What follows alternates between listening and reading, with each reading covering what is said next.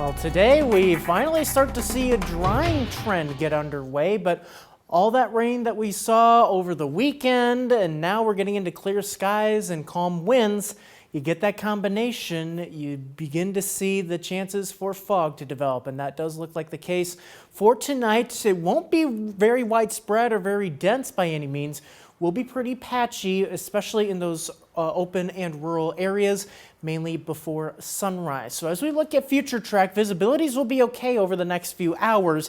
It's going to be until we head well after midnight. Here we're looking at about 6 o'clock in the morning, seeing those patches of fog developing, especially the river valleys, and then again, like I mentioned, those rural areas that you can typically see some fog developing. So if you are going to be out and about early in the morning tomorrow, just be aware, could have some low visibility. Make sure to have those low beam headlights on in case you do encounter any low visibility.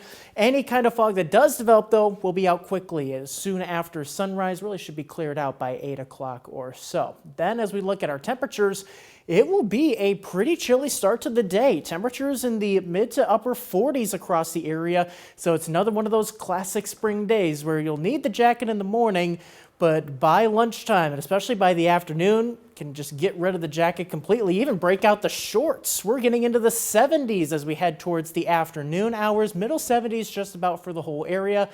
Definitely going to feel a whole lot more like May, and that seems to be the case really over the rest of the week especially. We'll see those temperatures that were just below average today jumping up to about 6 or so degrees above average over the next couple of days.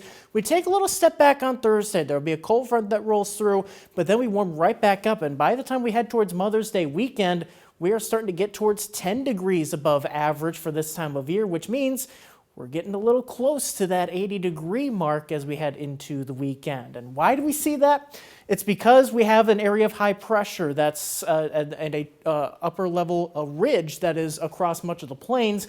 That will slide overhead, and that brings us into some warmer weather temporarily. There we see that extra trough across the plains. That'll sweep by on Thursday, so that's why we have a bit of a cool down as we head into Thursday. But then this other ridge comes right overhead, and that's where we have this large expanse of warm air across the country. That is going to be setting us up for quite the beautiful Mother's Day weekend.